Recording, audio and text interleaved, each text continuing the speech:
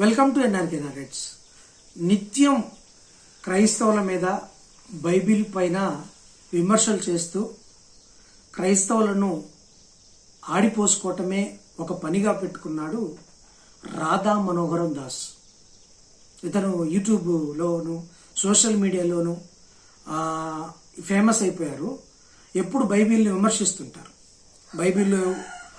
బైబిల్లోని విశిష్టతను తెలుసుకోకుండా బైబిల్ని భూత పురాణంగా, బైబిల్ను ఒక చెత్త పుస్తకంగా విమర్శిస్తుంటారు. క్రైస్తవులను గొర్రెలంటూ చాలా హీనంగా మాట్లాడుతుంటారు. అంత మాత్రమే కాదు, యేసు ప్రభు వారిని కూడా చాలా నీచంగా, హీనంగా, చాలా తక్కువ చేసి మాట్లాడుతూ ఉంటాడు. అనరాని మాటలు, పలకరాని మాటలు కూడా అంటూ ఉంటాడు. 3 మేకులు పీక్కోలేని వాడు దేవుడా, గొర్రె మంద, గొర్రె, అసలు ఎవరికి పుట్టారో తెలియదు, ఇలాంటి భాష ఉపయోగిస్తూ చాలా జుగుప్సాకరంగా మాట్లాడుతూ ఉంటారు. చాలామంది క్రైస్తవులకు కోపం తెప్పించే మాటలు మాట్లాడుతుంటాడు. కొంతమంది ఈయనకి రాధా మనోహరం దాస్కి కొంతమంది పాస్టర్లు కౌంటర్లు ఇస్తే మళ్ళీ ఆ కౌంటర్లకి సమాధానం చెప్పకుండా డొంక తిరుగుడుగా మాటలు మాట్లాడుతూ ముందుకు వెళ్తుంటాడు. ఇతను పెద్ద అపర మేధావిలాగా, అన్ని పురాణాలు తెలిసిన వ్యక్తిగా, బైబిల్ను క్షుణ్ణంగా పరిశీలించి బైబిల్ అర్థం చేసుకున్న వ్యక్తిగా బిల్డప్ ఇస్తుంటాడు. ఆయన పురాణాల్లోని లొసుగులను కానీ, ఆయన యొక్క గ్రంథాల్లోని మైనస్లను కానీ చెప్పడు, కానీ ఎదుటి గ్రంథాల మీద పడి ఏడవటమే ఆయన ఒక పనిగా పెట్టుకున్నాడు. ఇదే ఆయన నిత్య కృత్యం. ఆయన పురాణాలను బోధించడు, ఆయన గ్రంథాలను ఉపదేశిస్తాడో లేదో తెలియదు, ఆయన మార్గాన్ని 10 మందికి చెబుతాడో లేదో తెలియదు, కానీ బైబిల్ గురించి, క్రైస్తవుల గురించి, క్రీస్తు గురించి చెడ్డగా చెప్పడంలో మాత్రమే ఆయన వెరీ బిజీగా ఉంటాడు. ఇటువంటి బిజీ అపర మేధావి అనుకుంటాడు, నాకు అన్ని తెలుసు అనుకుంటాడు. ఈ అపర మేధావి పెంటగాన్ గురించి ఇచ్చిన అర్థం తెలిస్తే అందరూ షాక్ అవ్వాల్సిందే. అమెరికా డిఫెన్స్ సెంటర్ ఒకటి ఉంటుంది వర్జీనియా స్టేట్లో, వాషింగ్టన్ DC పక్కన పెంటగాన్ అని ఒక బిల్డింగ్ ఉంటుంది. అది వారి డిఫెన్స్ హెడ్ క్వార్టర్స్, అమెరికా వల్ల డిఫెన్స్ హెడ్ క్వార్టర్స్. దాదాపు 30,000 పీపుల్ అందులో వర్క్ చేస్తుంటారు. 5 స్టేర్స్ ఉంటుంది, 5 స్టేర్స్ ఉంటుంది. భూభాగంలో కూడా 2 స్టేర్స్ ఉంటుంది. మొత్తం 7 స్టేర్స్ ఉంటాయి, కానీ పైన, భూమి పైన మాత్రం 5 స్టేర్స్ ఉంటుంది. దాన్ని పెంటగాన్ అంటారు. పెంట అంటే 5 అన్నట్టు అర్థం.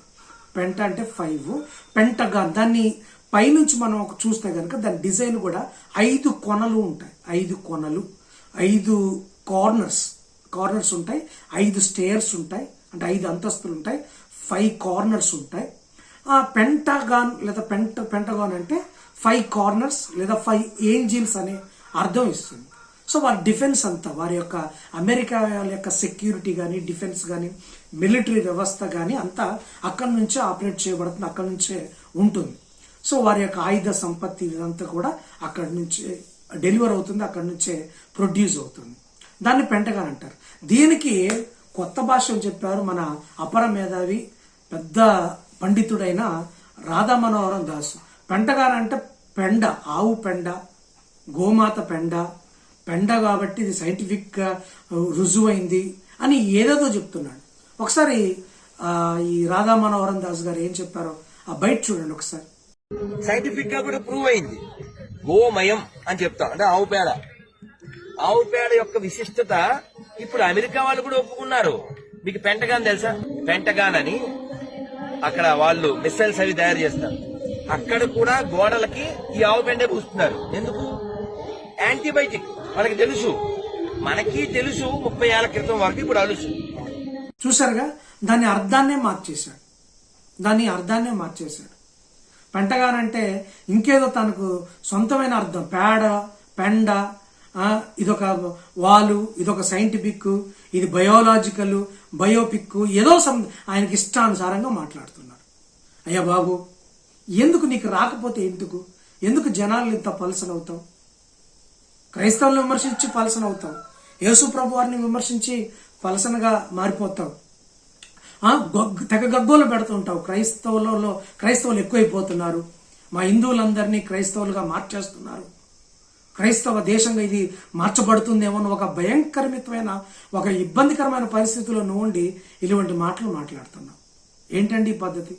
ఆ పెంటగాన్ తోటి నీకెందుకు? అదెందుకు నీకు వచ్చింది? దాని అర్థం చెప్పాలన్న ఆతృత, ఆ కుతూహలం ఎందుకు వచ్చింది? పోనీ చెప్పినవు. ఏంది ఇది? పెండేంది, పేడేంది, ఆవు పేడేంది, గోమాత ఏంది, అదొక పెండ పూయటం ఏంటి? ఇదంతా ఎందుకు మీకు? ఏం మేధావితనం ఇది? ఎక్కడి నుంచి నేర్చుకున్నారు ఇదంతా?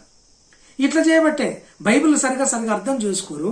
ఎక్కడో వచనాలు పట్టుకొని లోతు కూతురు తప్పు చేశారని అట్లా ప్రచారం చేసుకోవటం, మేకులు బీక్కోలేరని ఎట్లా ప్రచారం చేసుకోవటం, తెలవన్న వాళ్ళకి ఇదేదో తప్పుడు పుస్తకం లాగా, బూతు పుస్తకం లాగా ప్రచారం చేయటం. ఇగో ఈ నాలెడ్జ్ ఎట్లుందో, పెంటగాన్ గురించి చెప్పిన ఈ ఫాల్స్ నాలెడ్జ్ ఎలా ఉందో, బైబిల్ గురించి కూడా చెప్పే నాలెడ్జ్ అంతేనే ఉంది.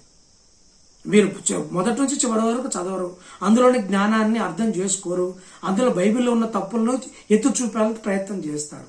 బైబిల్లో తప్పులు రాయబడ్డాయి, అంటే రాయబడ్డంత మాత్రాన్ని తప్పు చేయమని కాదు, తప్పు చేయకుండా ఉండటానికి రాయబడ్డాయి. దృష్టాంతాలుగా అవి రాయబడ్డాయి, ఉదాహరణలుగా రాయబడ్డాయి. ఎవరిని వదిలిపెట్టలేదు దేవుడు. దావీదు మహారాజు మీకు తెలుసు కదా, దావీదు గొప్ప రాజు, కింగ్, ఇశ్రాయేల్ దేశాన్ని చక్కగా పరిపాలించిన వ్యక్తి. ఆ వ్యక్తి తప్పు చేసినా కూడా దేవుడు దాన్ని దాచాలని కానీ, దాన్ని కప్పిపుచ్చాలని కానీ ఉంచలేదు. దాన్ని కూడా బయట పెట్టాడు దేవుడు.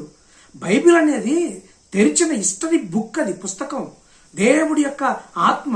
అంతేగాని మంచివి రాసుకొని చెడ్డ వదిలేసే పుస్తకం కాదు. ఏదో అందులో ఉన్న చెడ్డదనాన్ని, అంటే ఎవరో వ్యక్తులు చేసిన దాన్ని మళ్ళా అలా చేయకుండా ఉండటానికి అదొక జ్ఞానోదయంగా క్రైస్తవులకు ఉపయోగపడేదని దాన్ని ఏదో పట్టుకొని మీరు అమాయకులైన ప్రజలకు చెప్పటం మీ అజ్ఞానానికి నిదర్శనం, మీ యొక్క తెలివి తక్కువదనానికి, మీ బుద్ధిహీనతకు, బుద్ధిలేనితనానికి నిదర్శనం. ఇలా ఎంతమంది చెప్పినా మీ పందా కానీ, మీ యొక్క యాటిట్యూడ్ కానీ, మీ యొక్క వాయిస్ కానీ మార్చుకోరు. ఎందుకంటే మీరు వాత వేయబడ్డ మనస్సాక్షి ఉన్నారు. సత్యాన్ని అంగీకరించే పరిస్థితిలో మీరు లేరు. సత్యానికి ఎప్పటికీ దూరంగానే ఉంటున్నారు. సత్యాన్ని కానీ, ట్రూత్ను కానీ అంగీకరించే పని లేదు. మీ గ్రంథాలు సత్యమో కాదో అని అట్లా బోధించరు. ఈ సత్య గ్రంథం చెప్తున్నా కానీ మీరు వినరు. ఇక ఎందుకు? కానీ సోషల్ మీడియాలో, ఫేస్బుక్లో, యూట్యూబ్లో తెగ ఏడుస్తూ ఉంటారు. మీ ఏడుపు ఇప్పటికైనా ఆపండి. మీ అజ్ఞానాన్ని ప్రదర్శించుకొని ఇంకా ఫూల్ కాబాకండి. మీకు సవినయంగా వివరిస్తున్నాను. Thanks for watching.